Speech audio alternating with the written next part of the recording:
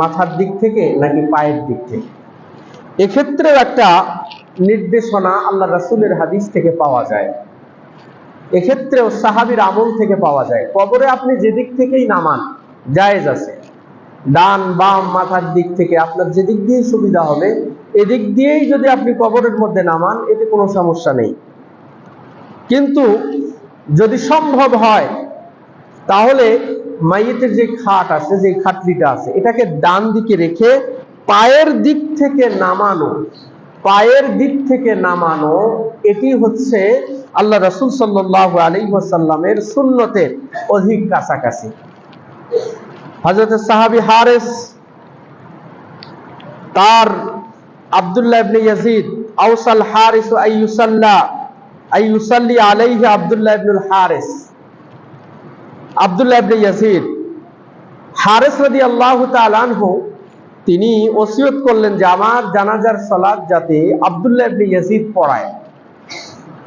ফাসাল্লা আলাইহি, এই আব্দুল্লাহ ইবনে ইয়াজিদ এই হারিস রাদিয়াল্লাহু তাআলা আনহুর তিনি জানাজা পড়ালেন। সুম্মা আদখালাহুল কবরা মিন কিবালি রিজলিল কবরি, এরপরে এই লাশকে, এই মাইয়িতকে পায়ের দিক থেকে নামালেন, পায়ের দিক থেকে কবরের মধ্যে নামালেন। ওয়াকালা হাযা মিনাস সুন্নতি, আর তিনি ঘোষণা দিলেন যে এটি হচ্ছে রাসূল সাল্লাল্লাহু আলাইহি ওয়াসাল্লামের সুন্নাহ।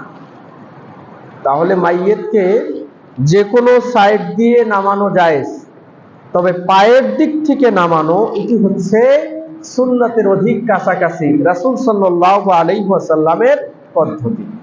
প্রিয় উপস্থিতি, মুহাদ্দিসিনে কেরামগণের বক্তব্য হচ্ছে কোন সাহাবী কোন কাজ করার পরে যদি বলে যে এটা সুন্নাহ, এটাই নিয়ম, এটি রাসূল সাল্লাল্লাহু আলাইহি ওয়াসাল্লামের পদ্ধতি, সেই হাদিসটা যদিও বা মাওকুফ, অর্থাৎ রাসূল সাল্লাল্লাহু আলাইহি ওয়াসাল্লাম সরাসরি বলেননি, এটি সাহাবী বলেছেন, কিন্তু এরকম পদ্ধতিতে বলাকে মুহাদ্দিসিনে কেরামগণ বলেছেন যে এটি মারফু হাদিস, অর্থাৎ রাসূল সাল্লাল্লাহু আলাইহি ওয়াসাল্লাম বললে পরে যেই পরিমাণ গুরুত্ব পাওয়া দরকার সাহাবীর এই কথাটা বলার কারণে সেই হাদিসটাও সেই পরিমাণ গুরুত্ব পাবে।